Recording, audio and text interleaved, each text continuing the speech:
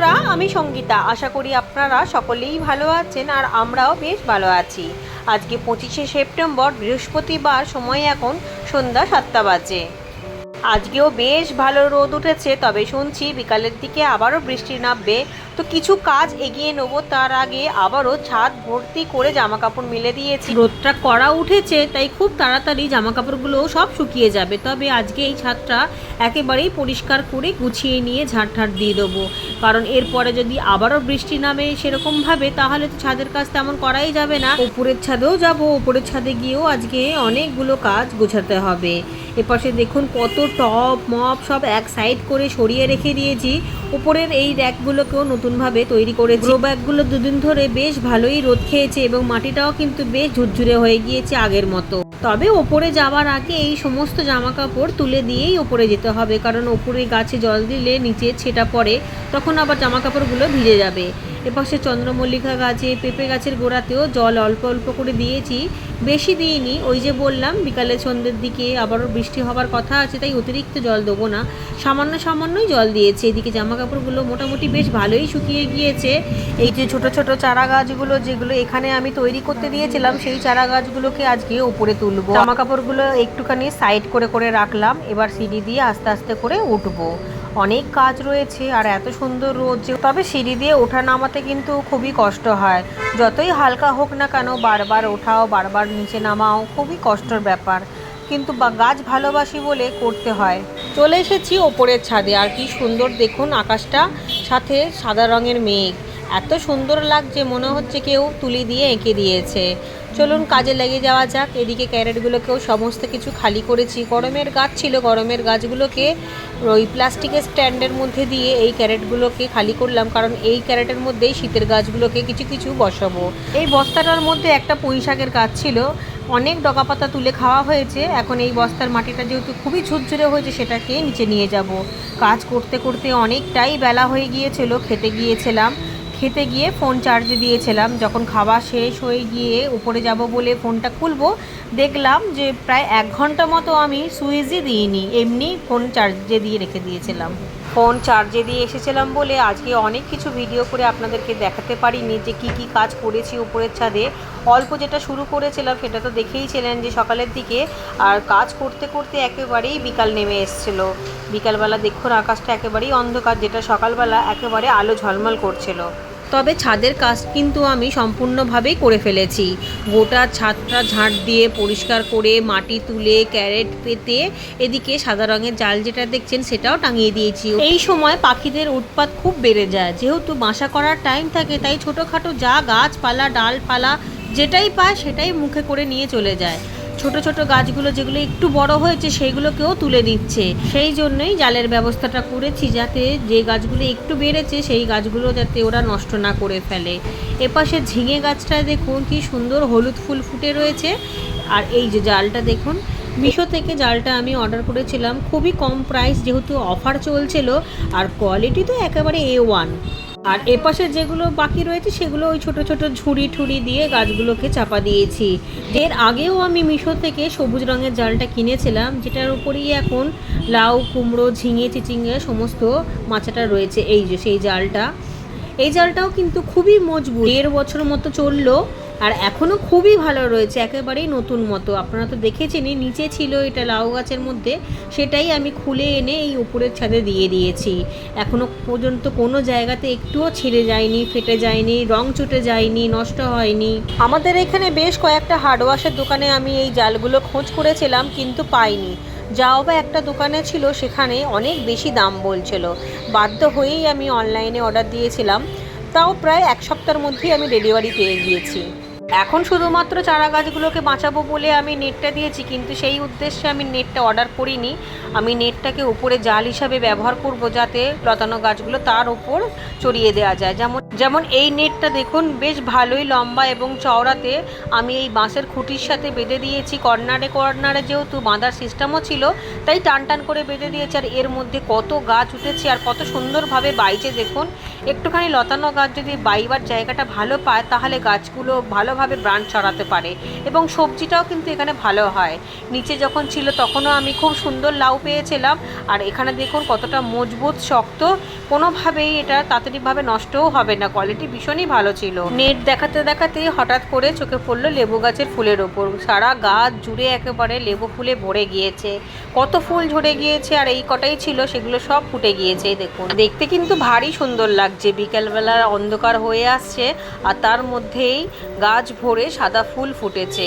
এক দিদিভাই আমাকে জিজ্ঞাসা করেছেন লেবু গাছে কতদিন পর পর খাবার দিতে হয়, তো এই নিয়ে কিন্তু আমি বহুবার বলেছি ফল গাছে বেশি খাবার দিতে লাগে না।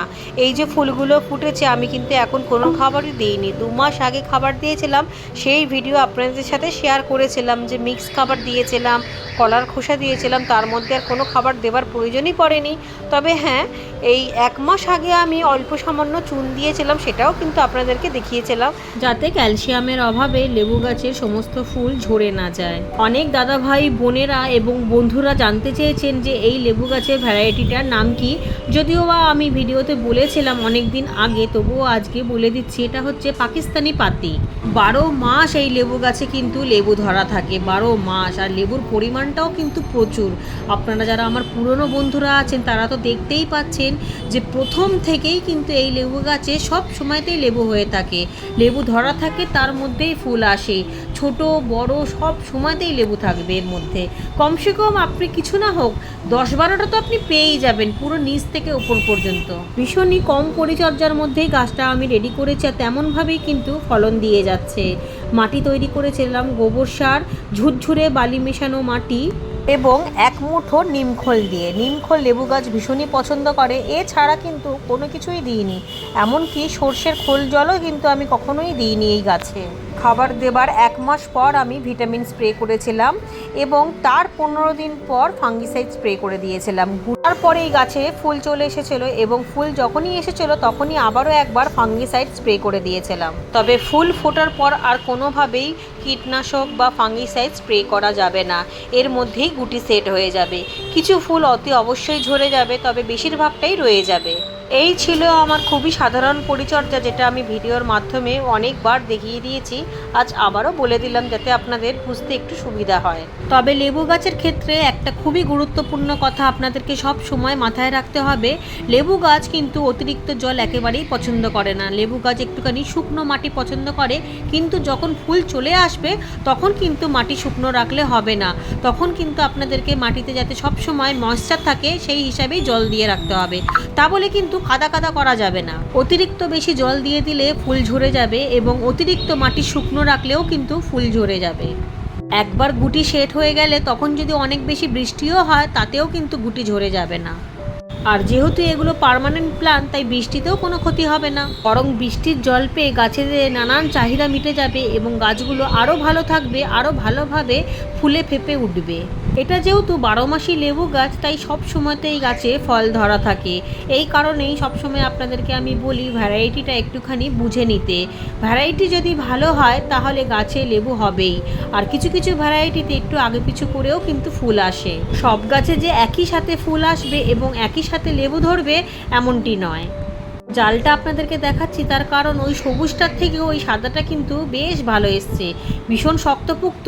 সবুজটাও ভালো কিন্তু সাদাটা বেশি ভালো। তবে এক তো দাম কম নিয়েছে, তার সাথে আবার পেরেকও দিয়ে দিয়েছে, ক্লিপও দিয়েছে, আবার এর মধ্যে দিয়েছে জিপলক 10টা। শীতের জন্যই কিন্তু এত অফার দিচ্ছে, পুজোর জন্যও অফার চলে। অফারে সবসময় জিনিস কিনলে অনেকটাই দাম কম পড়ে আর কোয়ালিটি তো খুবই ভালো হয়, তবে কিছু কিছু ক্ষেত্রে সেগুলো খারাপ হয়। কাজ করতে করতে অনেকটাই সন্ধে হয়ে গিয়েছে, এবার নিচে যেতে হবে। তবে রাতের দিকে বৃষ্টি হলেও কোনো অসুবিধা নেই, যেহেতু সারাটা দিন আমি ভালোভাবেই কাজ করতে পেরেছি। নেটটা আপাতত কোনো রকমে গাছের ডালের সাথে বেঁধে দিয়েছি পাখিদের জন্য, পার্মানেন্টভাবে বাঁধেনি, কারণ এটা তো কদিন পর আবার খুলেই দেবো। দিনের বেলা ছাদের কাজ করতে, ছাদে থাকতে, গাছপালা গাছপালা দেখতে আমার খুব ভালো লাগে। রাতের বেলাও যে আসা হয় না এমনটি না, মাঝে মাঝেই আসি কোনো কাজ থাকলে। তখনও গাছপালাগুলোকে ভালো বোঝা না গেলেও ফুলগুলো কিন্তু খুব সুন্দরভাবে বোঝা যায়, এত সুন্দর দেখতে লাগে। এদিকের এই বোগেনভেলিয়া গাছটা আমি 30 টাকা দিয়ে একটা ছোট্ট চারা নিয়ে এসেছিলাম। সেই গাছটাই দেখুন 1 বছরের মধ্যে কতটা ঝাঁকড়া হয়েছে। সারা বছর ধরে বারবার করে ডাল কাটিং করে দিয়েছিলাম, সেই জন্যেই অনেক ব্রাঞ্চ হয়েছে, আর প্রতিটা ব্রাঞ্চে ব্রাঞ্চে ফুল। তাও তো বৃষ্টির জন্য অর্ধেকের বেশি ফুল ঝরেই পড়ে গিয়েছে, নাহলে এই সমস্ত ডালেতেও অনেক ফুল ছিল। আরও বৃষ্টি হবে। তবে এই গাছ কিন্তু ভীষণভাবে কষ্ট সহ্য করতে পারে। কোনো কিছু তেমন খাবারই দিই না, শুধুমাত্র রোদ পেলেই গাছে কুড়ি চলে আসে। আমি তো অন্তত দিই না, বোগেনভেলিয়া গাছটাকে আমি একেবারেই ধোয়া ছোঁয়ার বাইরে রেখে দিই, এক সাইডে থাকে রোদের মধ্যে। কখনো সখনো যখন মনে হয় তখন একটুখানি তরল সার দিয়ে দিই, ওই সবজি পচা তরল সার। তাতেই বোগেনভেলিয়া গাছে এত ফুল হয়, আর কোনো যত্ন নেই, কোনো পোকামাকড়ও লাগে না, মিলিবাগও লাগে না। তাতেই দেখুন গাছ ভরে ভরে ফুল হয়েছে প্রতিটা ডালে ডালে। আরও অনেক রঙেরও আছে, সেগুলো সব কাটিং করে দিয়েছি। আর এই গাছটাতে এখন আর কাটিং করতে পারছি না, মানে ফুলগুলোকে কাটিং করতে না খুব মায়া লাগছে। তবে যেভাবে বৃষ্টির জ্বালাতন শুরু হয়েছে সেভাবে সমস্ত গাছই একেবারেই ন্যাড়া হয়ে যাবে, তখন আবারও কাটিং করে দেবো। কাটিং করলেই কোনো অসুবিধা নেই, শুধুমাত্র রোদ পেলেই নতুন করে কুড়ি চলে আসবে। পেছনে আরেকটি গাছও রয়েছে, হয়তো আপনারা বুঝতে পারছেন না, সাদা বালতির মধ্যে। ওটার ফুলটা হচ্ছে হালকা গোলাপি কালার, কিন্তু এখনও পর্যন্ত গোলাপি কালারটা কিন্তু আসেনি। যদি এই সময় টানা 1 সপ্তাহ মতো রোদ পড়তো তাহলে গোলাপি কালারটা চলে আসতো। ঠিক আছে বন্ধুরা, আজকের ভিডিওটা আমি এখানেই শেষ করলাম। সবাই খুব ভালো থাকুন।